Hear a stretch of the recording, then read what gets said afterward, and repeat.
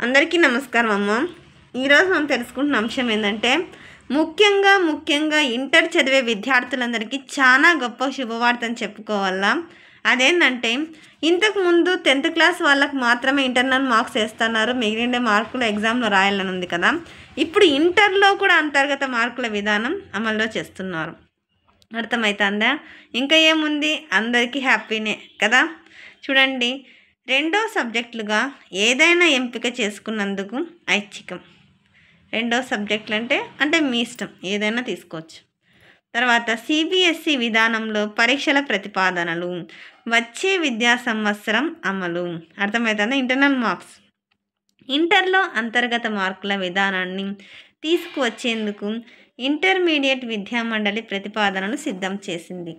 Arts గ్రూప్లో 20% అంతర్గత మార్కులు, సైన్స్ గ్రూప్లో విద్యార్థులకు 30 మార్కులకు ప్రాక్టికల్స్ ఉండనున్నాయి. ఇంటర్మీడియట్లో సిలబస్తో పాటు పరీక్షల విధానాన్ని పూర్తిగా సిబిఎస్ఈ నమూనాలతో మార్చాలని మండలి నిర్ణయించింది. వచ్చే విద్యా సంవత్సరం 2025 విద్యా సంవత్సరం నుంచి ఈ మార్పులు అమల్లోనికి వచ్చే అవకాశం ఉంది. విద్యార్థులు మొదటి ఏడాది పబ్లిక్ పరీక్షలు లేకుండా కేవలం అంతర్గత మార్కుల నిర్వహించడంపైనే ఇంటర్మీడియట్ విద్యామండలి ఆలోచనలు చేస్తోంది. రెండో ఏడాదిలో నిర్వహించే పబ్లిక్ పరీక్షల్లో ప్రథమ, ద్వితీయ సంవత్సరాల సిలబస్ నుండి ప్రశ్నలు ఇస్తారు. వీటిపై విద్యావేత్తలు, తల్లిదండ్రులు, అధ్యాపకులు విద్యార్థుల నుండి సూచనలు, సలహాలను స్వీకరిస్తారు. వీటి ఆధారంగా తుది నిర్ణయం తీసుకుంటారు. అర్థమవుతుందా? అందరూ ఒప్పుకొని ఇట్లా ఇంటర్నల్ మార్క్స్ ఒప్పుకుంటే మేలు. పిల్లలందరూ మంచి మార్కులతో బాగా తెచ్చుకుంటారు. ఇక్కడ గణితంలో చూద్దాం. గణితంలో సిలబస్ తగ్గిస్తున్నారు. అంతేకాకుండా ప్రస్తుతం 2 పేపర్లు ఉంటాయి కదా గణితంలో, దీన్ని 100 మార్కులకు ఒకటే పేపర్గా కుదిస్తారు. వృక్షశాస్త్రం, జంతు శాస్త్రం చెరో 50 మార్కులు ఉండగా వాటిని కూడా 100 మార్కులకు ఒకటే పేపర్ ఇస్తారు. దీన్ని జీవశాస్త్రంగా మార్పు చేస్తారు. ఇట్లా పేపర్ 1, పేపర్ 2 ఉండడం వల్ల మార్కులు తగ్గి ఒక దాంట్లో ఫెయిల్ అయ్యే అవకాశం ఉంటుంది. కాబట్టి ఒకటే పేపర్ ఉంటే అడ్జస్ట్ అయ్యి ఎట్లయినా కొంచెం పాస్ అయ్యే అవకాశం ఎక్కువగా ఉంటుంది. అర్థమవుతుందా? ఆర్ట్స్ గ్రూపుల్లో రాత పరీక్ష 80 మార్కులకు ఉంటుంది. 80 మార్క్స్, సేమ్ 10th క్లాస్ లాగానే 80 మార్క్స్కి ఇంటర్నల్ ఎగ్జామ్ ఉంటే 20 మార్క్స్కి ఇంటర్నల్ మార్క్స్ అంతర్గత మార్కులు ఉంటాయి. ఎంపీసీ, బైపీసీ గ్రూపుల్లో 30 మార్కులు. అంటే సైన్స్ గ్రూపుల్లో ప్రాక్టికల్స్ ఉంటాయి కాబట్టి అవి కాకుండా ఇంకా ఎక్స్ట్రా 30 మార్కులు.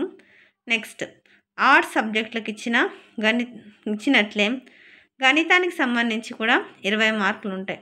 అంటే ఆర్ట్స్ సబ్జెక్టులో ఎట్లయితే 80 మార్క్స్కి ఎగ్జాము, 20 మార్క్స్కి ఇంటర్నల్ ఉంటాయో అట్లే మ్యాథ్స్లో కూడా 80 మార్కులకి ఎగ్జాము, 20 మార్క్స్ అంతర్గత మార్కులు.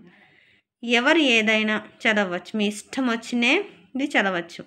ప్రస్తుతం ప్రథమ భాష, ద్వితీయ భాష కాకుండా గ్రూప్ సబ్జెక్టులు ఉంటున్నాయి. మొదటి 2 ఏడాది కలిపి 1000 మార్కులకు తీసుకొని వస్తున్నారు. అంటే ఫస్ట్, సెకండ్ కూడా 1000 మార్కులు తీసుకొని వస్తుంటే కొత్త విధానం అంటే కొత్తగా స్టార్ట్ చేసే దాంట్లో మొత్తం 500 మార్క్స్లకే పరీక్షలు జరుగుతాయి.